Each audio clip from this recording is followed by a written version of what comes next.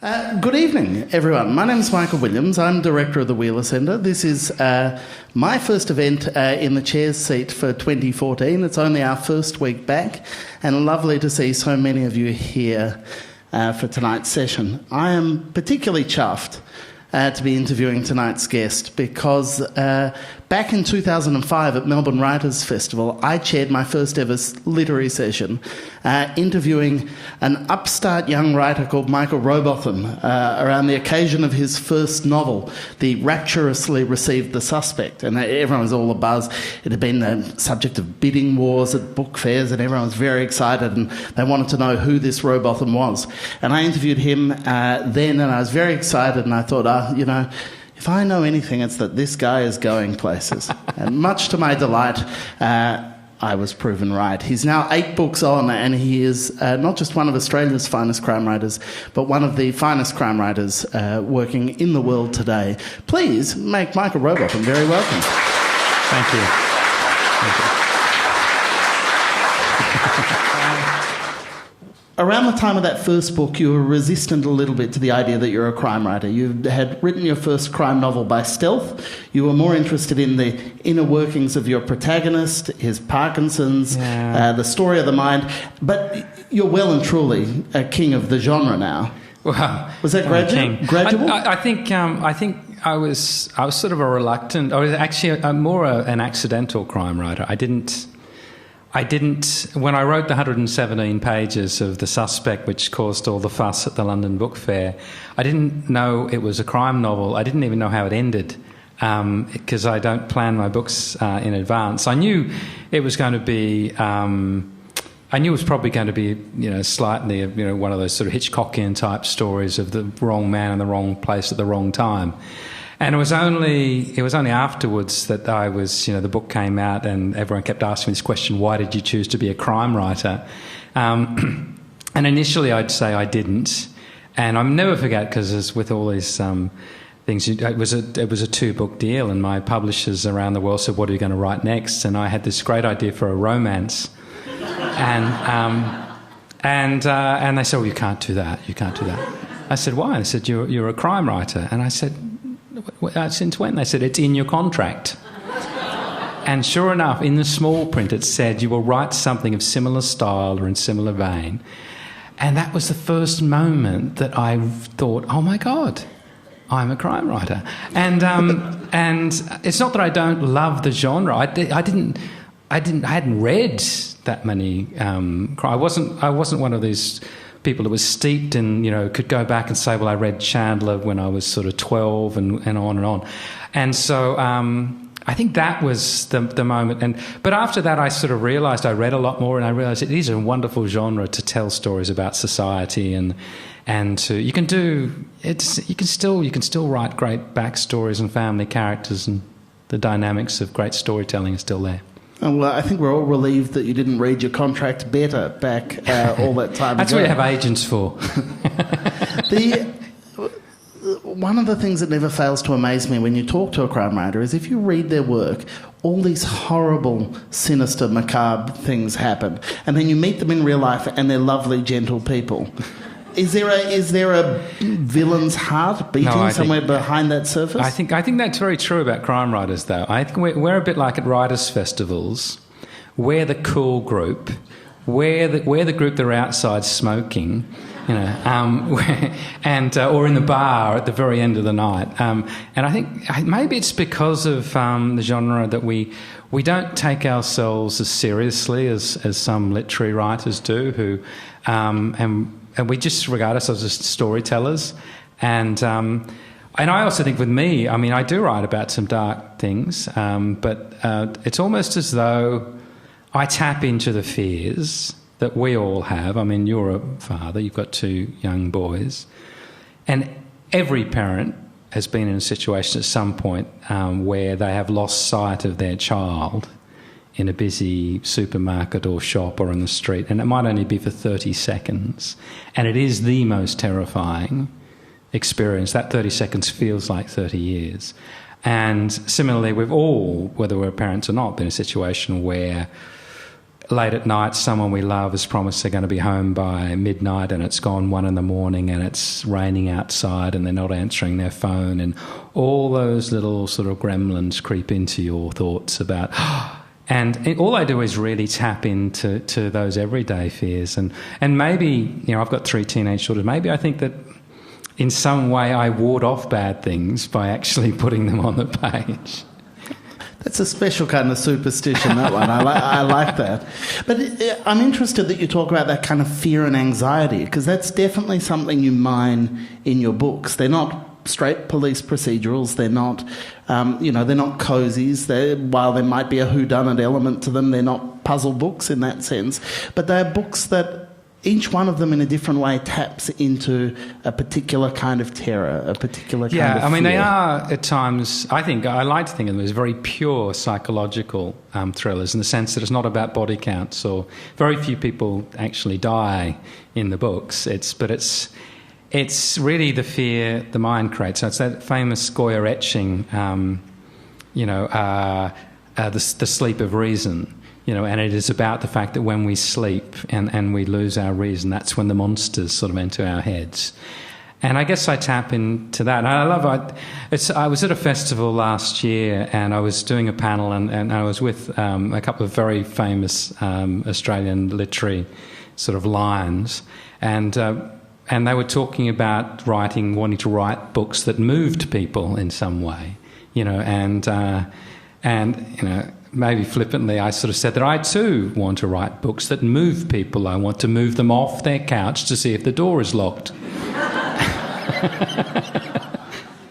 Did they approve? Yes, I've got a good laugh anyway. Envious. They were envious. They want something that primal. Yeah, that's, I guess, it's sort of like when you write books, it's a bit like Graham Greene referred to his entertainments. And I think he was selling himself short, really, on, the quality of his entertainments. But yeah, it's one of those things that I think the most, there are books that will change your life. There are books that really will do that, and I don't profess to write those books. I think I hope to write the sort of book that maybe 3 or 4 days later it's still resonating, you're still thinking about it, and it's the sort of book that you want to put into the hand of your friend and say you should read this, not because it's going to change their life, just because for the 2 or 3 days it'll take you to read it, it will transport you. And I think the world needs entertainment. I don't regard myself as being any more than a storyteller. One of the kind of fundamental things about the entertainment of the crime novel is the voyeurism of it. It gives us all access to a world that hopefully we don't have to come face to face with ourselves at any point. How much does that notion of voyeurism play a part in your writing? Well, I think it's to a degree. It's that age-old question about why people like being scared. Why we want to watch horror films, or why we read stories about crime. You hear lots of theories, and I think to a degree it does. There is in a world where we even know within in a wonderful safe country like Australia, people get away with terrible crimes, and some of the corporate white collar criminals in particular get away with the crimes, and things are messy. Whereas in most crime novels, there's very neat resolution and justice is done, and there's a comforting factor in that. I think it goes back to that voyeurism. Is it something P.D. James said, that we're all capable of murder? We all have that dark, pushed hard enough in the right circumstances, we're all capable of pulling that trigger. And there's a fascination with that dark side of our own personalities. And to give you an example, just stop and think for a minute that if we were all alive now in Nazi Germany, we were just members of the community in Nazi Germany, there's a very good chance that a large percentage of us, even though we knew that terrible things were being done, would, I'm not saying would collaborate necessarily, but we wouldn't be putting our hand up to protest because we know the ramifications. It is that idea of we would turn the blind eye. We all have within us the ability to look away, to even if we don't you think we have the ability to pull the trigger. But right circumstances, I think we do. You haven't met a Wheeler Centre crowd before. These people are the resistance. But there's a wonderful. There's two psychologists conducted a survey, and I can't remember their names now, but it was asking people, and it was about if they've ever contemplated murdering someone, even for a second, thinking I could kill that person, And but even and something like 75% of men and 60% of women had at some point contemplated, just wanted to kill someone, for something they'd done. I mean, I'm not saying they'd do it, but that's the mere fact that, that sort of rage can... Those stats are much higher with regular users of public transport. Probably. Okay, if we all have it in us to have a kind of capacity to turn a blind eye and to look away from horrors that make us kind of examine ourselves in ways that are uncomfortable, why then are we drawn to books where serial killers are on the prowl, or where a horrible abuse goes on, or there's strange, sinister people peering at us through our windows? I don't know. I mean, the voyeurism, that's different. I think I don't understand why people read serial killer books. Because, there are some crime writers who are so graphic in the violence they portray that I do feel as though I want to sort of hold the book like that and take it, and just sort of make sure no one I know reads it. And each to their own, I mean, I'm more interested in the psychological than I am the actual and so even though some of my books, I always love it when people come back and say that scene was so violent in my book, and I'll go, which bit? And as they describe it, they'll realise it was all off camera, so to speak. I actually haven't described the scene. I've described people's reactions to it afterwards. It's been their own mind that has created, those sort of the events themselves. I haven't actually described it. You bastard. But I think the voyeurism, it's funny. Hitchcock, it's funny. Watching you, which I think you're probably alluding to, the latest book, it is about voyeurism and stalking. And it was Hitchcock, who was obviously one of life's great voyeurs, who said, and I agree with him, that we're all voyeurs at heart. We have all. If we look out a window and we see across the way someone undressing, whether it be a man or a woman, we don't look away. It's like the wonderful episode of Friends. I remember the series Friends. Ugly, fat, naked guy who lived in the building over the way. As soon as ugly, fat, naked guy appeared, someone would yell, "Ugly, fat, naked guy," and they'd all rush to the window to have a look. It's one of it's like sitting in traffic and looking across at the traffic lights, and seeing either, I don't know, a couple having an argument or someone just dancing to some song on the radio. I mean, if we know they can't see us looking, we watch. It's the same as walking along a street at night, and suddenly someone's got their front curtains open, and even if you just look through because you think, oh, I love the way they've done that, they've decorated, oh, was that a lovely painting I have? We look, we like seeing how other people live, whether it be the way they've decorated their lounge room, or if you catch a glimpse of them sitting around a table having dinner, for just a second you'll look through and you'll picture that life that you're not leading. Anytime I go into someone's house, the first thing I do is check out their bookshelf to see how quickly I can judge them based on the books that they read. I know it's nosy, but I can't resist. You want to look. So your new book, Watching You, overtly plays with these things, yes. And it plays with that anxiety and that kind of paranoia about the idea of being watched. Tell the audience can I have a show of hands? How many people have read it at this point?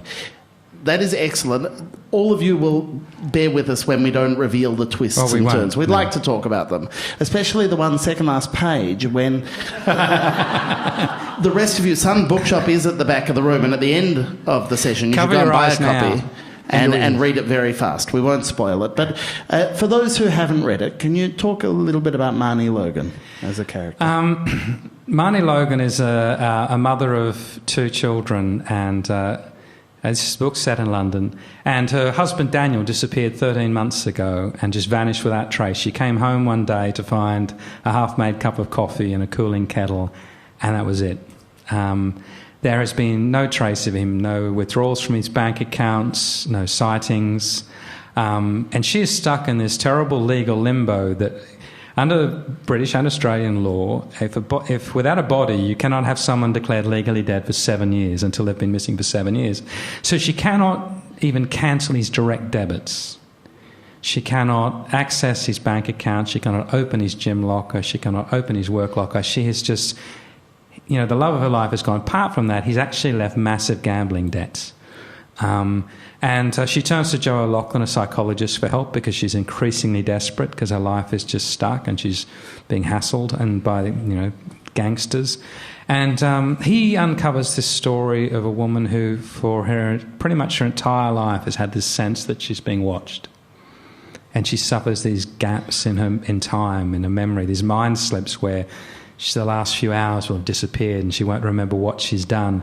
And so that's the setup, really, of this story. And I suppose, without giving too much of the plot away, in the process of Joe O'Loughlin investigating, they come across a book that Daniel was preparing for Marnie's birthday, a big red book. I'm sure many of you remember This Is Your Life. So he'd gone back and interviewed all her best friends and all her old boyfriends and old teachers and trying to get them tell stories about Marnie and collected photographs. But the story that this book tells of Marnie is very different to the one that Marnie has told Joe O'Loughlin. So that's... Oh, good. Look at the murmur. Those of you who haven't read it, if you want to leave now, you can. You're probably better off sitting reading it because we're just going to talk amongst ourselves now. It is terrific. I do want to say, though, it is a departure for you in one crucial respect, which is for the first time you've written 2 consecutive books with the same protagonist.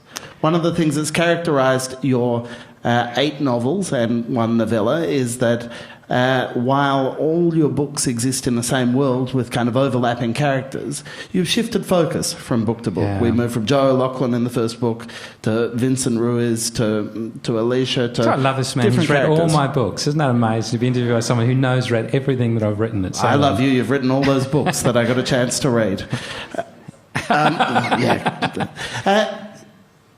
That seems to have been a very deliberate thing on your part, to move from character to character so that you're not just a series writer. Why did you go back to Joe straight away for this? I think it was just I had the idea. And in a sense, I feel it's more Marnie's book than Joe's book anyway. It's not written first-person Joe. It's for Joe O'Loughlin's point of view. It's actually written from the third person, and you hear from Marnie's voice a lot. So in a sense, I felt as though it was her story rather than Joe's. And it's a bit like, in previous books like Night Ferry, other characters were there, but it was a different sort of lead character. And I guess the idea was right. It was, after doing 2 in a row, I definitely wanted a break from Joe. And I guess the idea came, I can't tell you the actual idea behind the story, the story that triggered it. It was a real-life story I covered as a journalist. But part of it was triggered by years and years ago. The actual building that this is set in, that Marnie lives in, is a mansion block in Maida Vale. A very good friend of mine lives there in the same apartment that I describe, a lawyer friend of mine. And when I used to go back and forth from London, I used to often stay with her because I'd known her for many years, and I'd stay in her second room. And one night, really, really hot, you don't get many really hot summer nights in London, but this is a very hot, airless summer night. In her second bedroom, I opened up the sash windows and opened the curtains to try to get any breath of air. And literally probably 20 feet across was another apartment, the mirror sort of mansion block. And there was a woman sitting at the window, and this must have been midnight. And she was staring into a mirror with a bright light, like one of those makeup mirrors. So she couldn't see past that light. She couldn't tell that there was someone looking at her. And she was staring into this mirror and she was crying. And I remember being mesmerised by watching her and putting all these stories, thinking, what's happened? Has someone died? Has her boyfriend left her? Has her husband gone? Or what's happened? Because she was sobbing. And then she looked at her face as though she could read every wrinkle. She was just looking, and I was mesmerised by it. And this idea of watching someone That's where the seeds of the novel came from, and also, the fact that when I stalked someone. Nervous Twitter. I stalked a girl called Madonna Reynolds. And from the jacaranda tree in our back garden, if you climbed it, you could see Madonna's house. And I could see when she left for school. And if I left home at the same time and walked a particular route, I could bump into her on a particular corner and I could walk the rest of the way to school with her. This was last week, by the way. And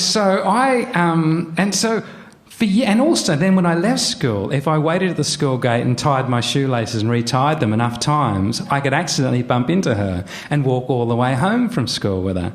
And I was in love with Madonna Reynolds for all my high school years, and I was her best friend, and all those years, whenever she cried on my shoulder and said, about her latest shitty boyfriend, I'd console her and secretly be saying, pick me, pick me, pick me. And I don't know much about the world, but I know this. Madonna knew what you were thinking, and she knew every bit of your ruse. Well, I'd say this, but I thought so too. I thought she knew. I thought she knew too. And a few years ago, when my dad passed away, I was at my dad's funeral, and Madonna's mother came to the funeral, and she said to me when she came to me and said, "I'm really sorry about your dad." And she said, "Look, I thought it was so wonderful how you and Madonna were just best friends all the way through school. That was such a wonderful, wonderful relationship that you could be just so, so close." And I'm just sort of nodding and saying that that's true. And Vivian, my wife, came over and I introduced her and said, "This is Madonna's mother." And she said, "Oh, you mean that girl you were in love with all the way through school?" Oh, my God. And she got straight home and phoned Madonna and said, "Do you realise he was in love with you all that time?" And several weeks later, I had to do an event in Coffs Harbour, my old hometown, and Madonna Reynolds travelled 400 miles from the Sunshine Coast to turn up at my event. Who's stalking who now? So that's the last laugh. That's all you need. Joe O'Loughlin's an interesting character because he was your first protagonist and he has been the most constant figure through your books.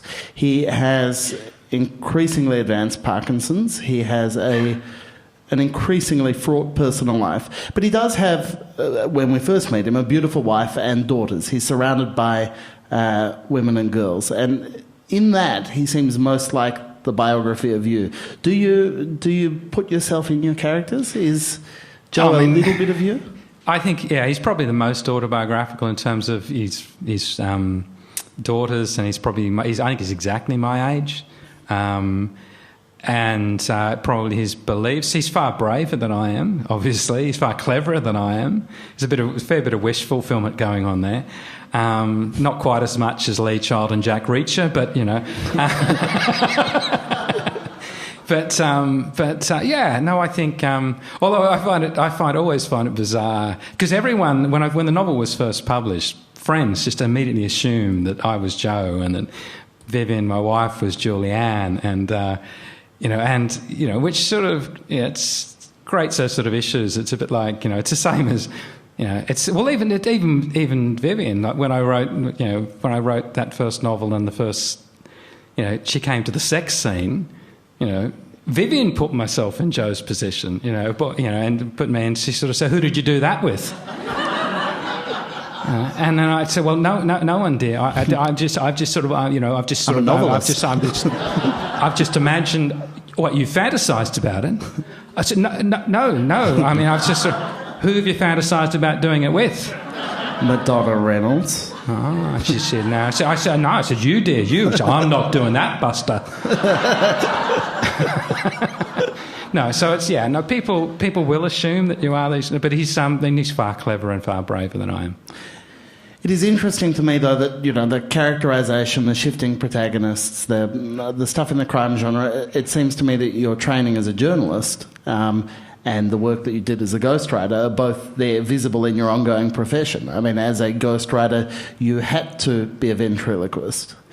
Yeah, no, very much so. I mean, I don't think I could have, even though I wanted to be a writer from the age of about 12 or 13, I think I couldn't have written. I wasn't, I had to learn to write. I don't think I was born with the gifts to do it. And I grew up in small country towns. I felt as though I had nothing to write about. And so journalism helped. And then the ghostwriting more than probably I could have believed, because really I became a ghostwriter really to see if I had the patience to spend a year working on one story. Having been a journalist and worked all around the world, where you're doing something excitingly different every day, did I have the patience to simply sit, put the glue on the seat and sit down and write one story? But in fact, it taught me so much more. It taught me how to capture voice. Every person I ghostwrote for, had a unique voice, and if I did my job properly, no one would recognise my fingerprints on that book. And the same process in creating Joe O'Loughlin or Vincent Ruiz or any of my characters. They live and breathe in my head. They are real. They are as real to me as anyone I have ever ghosted for. And it's about making them that. And if I believe them, then hopefully the reader will believe that they're that real. One of the things that's recurring in your books is you often give a voice to, for lack of a better word, the villain of the piece. You, without revealing who they are, without spoiling the surprises that the book might have waiting for the reader, you're at great pains to kind of give voice to that malevolence in a way that also kind of retains a humanity. How do you get that balance right between sinister and sympathetic? I think it helped because a couple of the ghostwriting books I did were with I was very fortunate to work with a man called Paul Britton, who was a forensic psychologist who Cracker was based upon. I'm sure many of you remember the brilliant BBC series, and one of the things Paul taught me, and he has the most brilliant mind of anyone I've ever met. He's and he is the sort of person that could look at each and every one of you and the way you're sitting and the way you're dressed and how you're groomed and where you chose to sit. When you came through the door, whether you strode through or slipped inside. He would know far more about you within about 30 seconds than you ever really wanted another human being to know. Quite unnerving to be around. But one of the things he taught me in the cases, he worked on some of the very celebrated and worst crimes in Britain during the 80s and 90s, like the Jamie Bolger case, the Fred and Rosemary West, the House of Horrors. But one of the things he taught me through the process of working with him was that society creates the monsters that it has, circumstances. They aren't born that way. Very rarely is someone born evil, and he would never use the word evil. They suffer terrible deprivation and often an abuse, and that's why they did what they did. So in creating my villains, I don't want this black-hearted villain. I try to give them a voice and show that it doesn't forgive what they do, but it explains why they do it. And I'm not trying to exonerate them in any way. They're still terrible people that have done terrible things, but at least you understand where they come from. I'm keen to hear some villainous voices now, and so I think I'm just going to flag with you that we would like to bring you into this conversation. If you do have a question, put your hand up. One of our ushers will bring a microphone to you. If you don't do it, we're going to keep talking here. So that's my threat to you. If you have something you want to ask that hasn't been asked yet, do put your hand up. We'd love to hear from you. So I'm going to pause for a sec to say, oh, here we go. We have a taker. Won't be a sec. The microphone's coming your way. I'm interested to know how you made the jump from journalist to ghostwriter.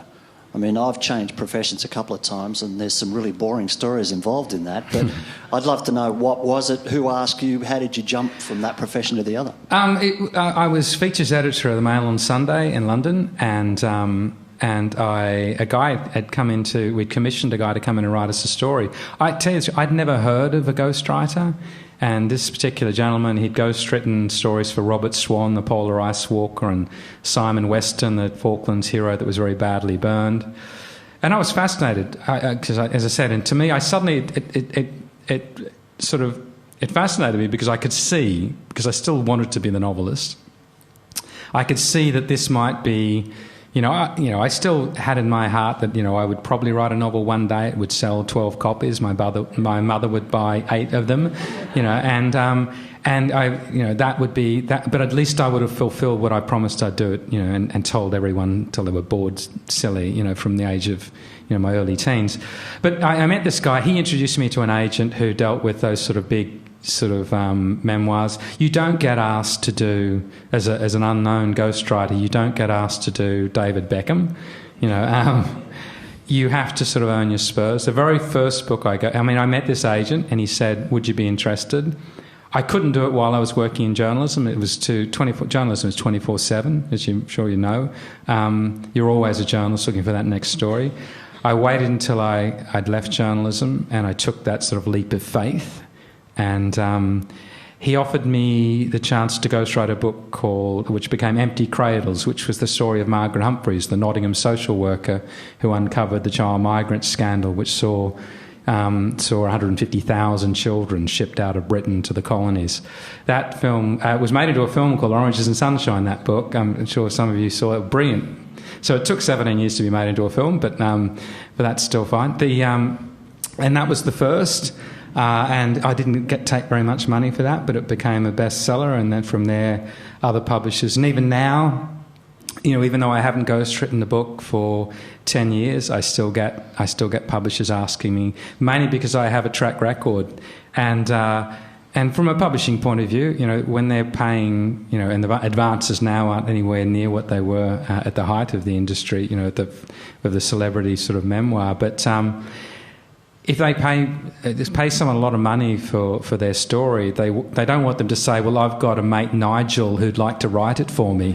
They would like to put it in the hands of someone that they think might be able to secure or protect their investment by producing a book. So that's how it sort of started.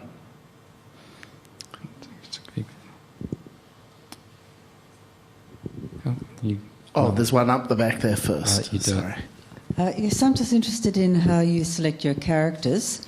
Do you immediately know whether somebody's going to be the villain or the hero, or are there situations where you think somebody's going to be the goodie and then, in fact, ends up being the killer, or the other way around? Well, in a book like Say You're Sorry, because I don't plan out ahead, I didn't know until the penultimate chapter who was going to be the villain. I had a favourite in my head that I'd sort of liked it to be, but I didn't know whether I was a good enough writer to get there and make that a credible ending. And so I just set it up so it got to the second last chapter and I thought, okay, who will it be? It's great to write because I tell you what, it's like when I come in from not planning the books ahead, when I come in and I say, you would not believe what happened today, and that's what it is. It's a wonderfully surprising way to write. But other times, the book that I've just delivered, which will be out later this year, and I don't want anyone to groan when I say it is not a Joe O'Loughlin book. It's a romance novel. It's...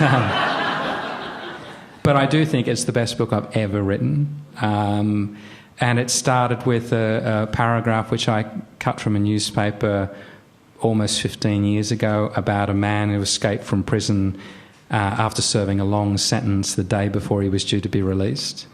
And that just completely fascinated me, and it took me about 10 years to realise why. But yeah, so I don't really... I don't plot ahead, and so I don't really know who the villain's going to be. And I obviously create a few villains that... It's good to create a few early because they can be red herrings. But no, that's just the way I write. I don't recommend it for everyone to be that sort of freewheeling. It works for me, but other people would spend 25 years writing one novel if they did that. Agatha Christie talked a lot about the nature of a contract as a crime writer, your contract with the reader and the ways in which you have to play fair. Does that approach to it of quite literally making it up as you go along mean you do a lot of rewriting afterwards to... Yeah, you go back and seed stuff. I tend to be not unfair to the reader in terms of I don't beam down my villain on the second last page and give you no chance to pick who it is. But I tend to be unfair that I realise how bloody clever you all are. So I tend to put minimal clues in because I don't want you to pick it. And often the editors come back and sort of say, you got to give them a bit more. And I really, all right. And so then, so you go back afterwards and you plant what I refer to as landmines. You bury a few landmines in the text, and the reader sort of steps on them as they're going through, but they don't explode until later in the book, and they go, oh, I should have seen that. Just here. Do you read works of other crime writers, modern crime writers? And if you do you feel that in any way their style has an influence? And secondly, just some comments about the new subgenre, the Scandinavian crime writer, the Henning Mankells and the Joe Nesbos, etc. It's been a remarkable phenomenon in the last decade as they've sort of come into prominence. Do you make some comment about that new style? So I forgot the first question because I was interested in the second one. The first question was... what crime readers? Look, I don't read an enormous amount of crime because I find I'm influenced. I'm a huge fan of Peter Temple, but if you read Peter Temple, you suddenly try to write like him, which is, just so difficult because it's just amazing what he can do and how he can pare stuff back. But I do have, absolute favourites. It's a broad church. There are crime writers out there that you read but don't inhale.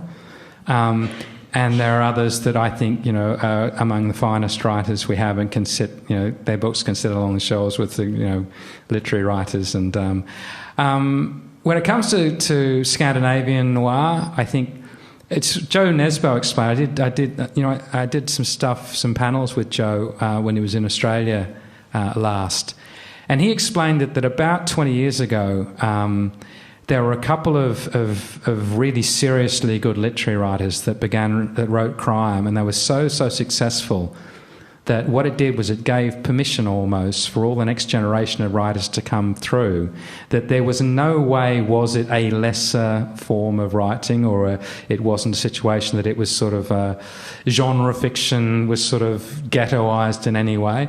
And so what it meant was writers of the calibre of people like Henning Mankell, and Camilla Lackberg and Joe Nesbo and so many more, they could come through and write what were just beautifully crafted, almost literary thrillers. It was a subgenre created in Europe, this idea of the literary thriller. I mean, there are examples of it, that came out of, things like A Secret History by Donna Tartt is a literary thriller, or Snow Falling on Cedars by Dave Goodison. And I think that's what they managed to do. And that's why they almost, Joe Nesbo is a rock star in Norway. I mean, he sells millions of books in a country that's only got sort of about 14 million people, and he sells more than 1 million books in his own country. It's a phenomenon. There's no one like it anywhere else in the world. Does that answer that question? I think it answers both of them. I was going to ask a supplementary, though. I'm interested that all your crime novels have been set in the UK rather than, it seems to me they belong more to a British tradition of crime writing than to an American one, possibly if that distinction's meaningful. But why not Australian set? Are you tempted? I think what's interesting you say that. I think my books I think it's funny, because the books are doing quite well in America, I think I sit somewhere in the mid-Atlantic, because a lot of the Americans say my books aren't too British. They're not sort of steeped in British sort of slang and whatnot.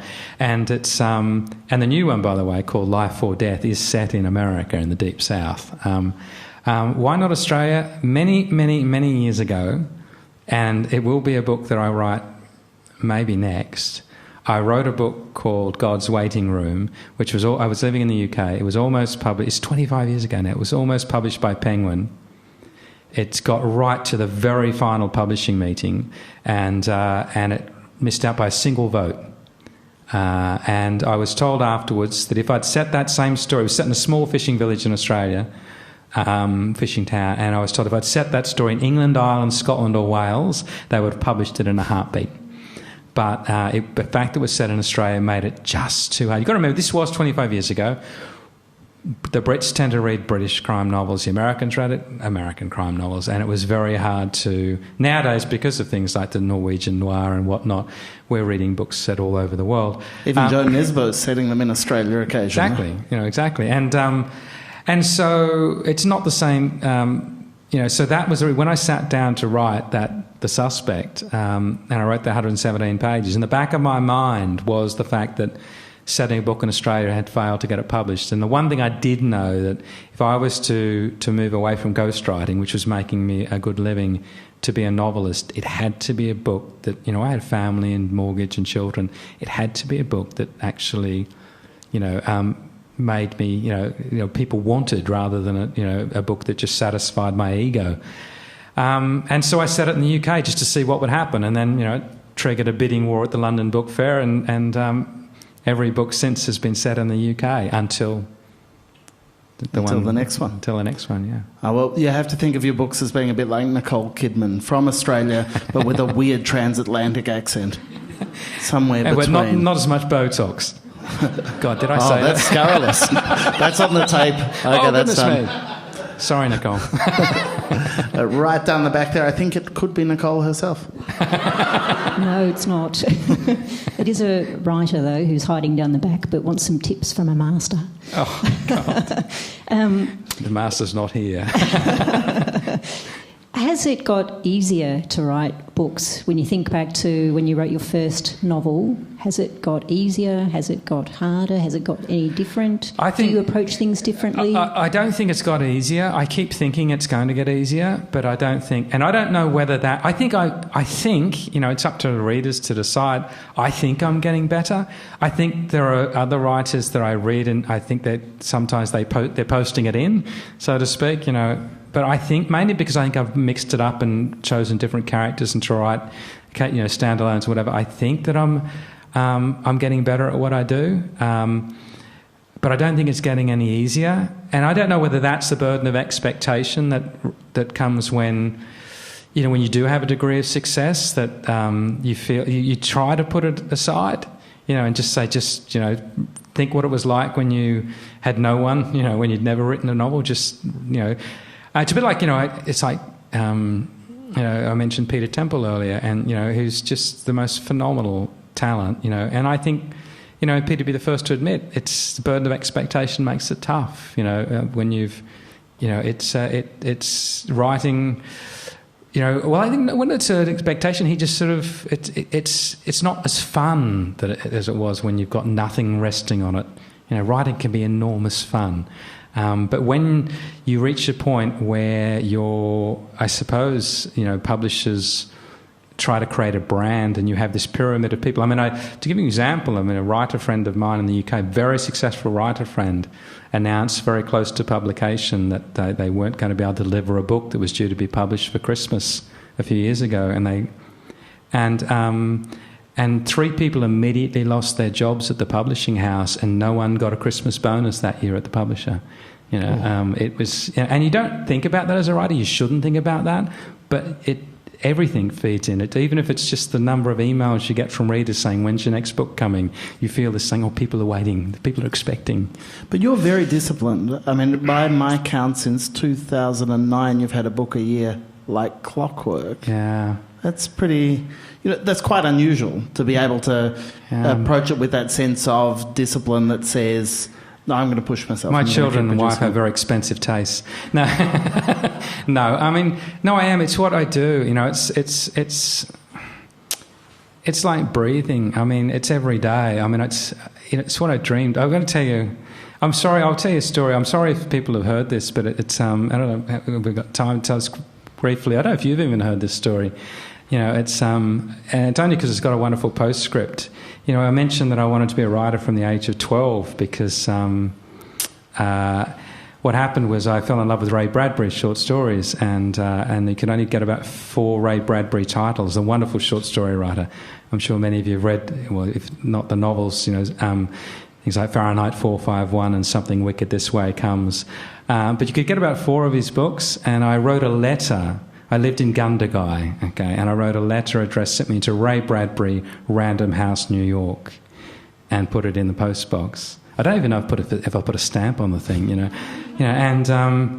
And about 3 months passed, and I came home from school, and there was a package on the kitchen table wrapped in brown paper, and it was the 5 Bradbury titles that weren't available in Australia, and a letter from the great man himself saying how thrilled he was to have a young fan and a young reader on the far side of the world. And about 18 months ago, I wrote that story up for an American magazine, and I quoted Bradbury, who once said that Mary Shelley was his mother, and that Jules Verne was his father, and that Edgar Allan Poe was the bat-wing cousin that he kept locked in the attic. And I said that Ray Bradbury was my father, and that Steinbeck and Hemingway were my overachieving older brothers. And about a week passed, and I got an email from Alexandra Bradbury, who was Ray's youngest daughter. I had no idea that Ray was still alive. And she said, "My father is 91 years old. He is completely blind." She's from LA. And she said, "But I read him the story you wrote, and I wanted you to know that you made an old man cry, and he wanted you to know that you are his son." Oh. And the sad part of that story was October of last year. I'm trying to remember, it was October, maybe in the year before now.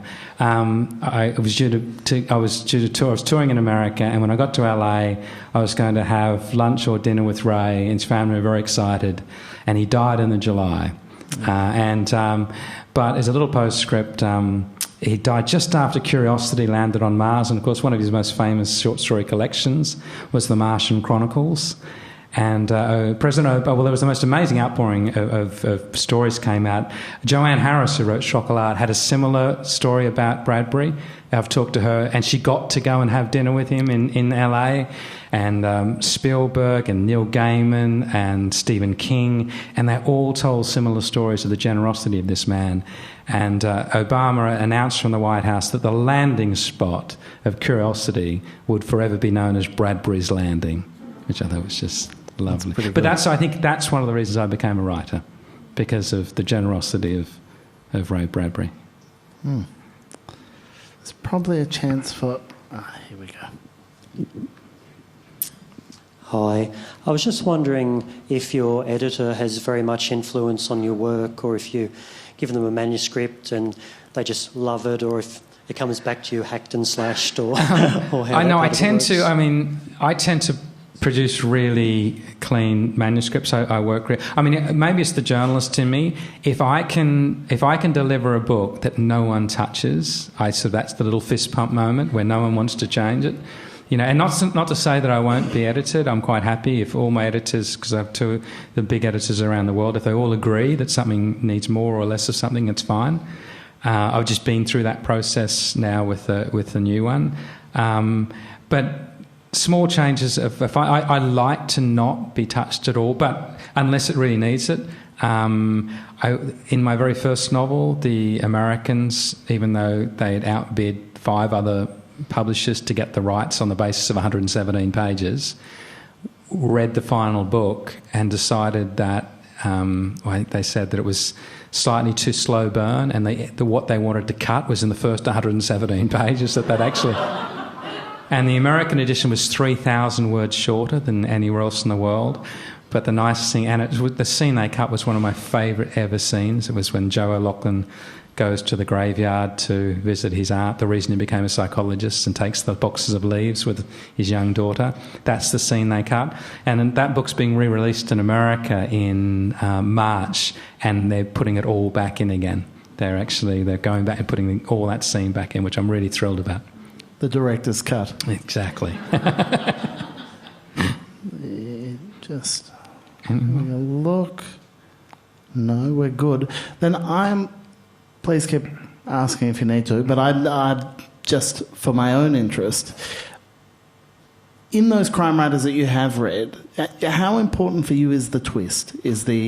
So not to give anything away about this book, but hypothetically speaking, it may indicate that you're a man who likes a plot that goes in unexpected directions. I hate it. It's funny.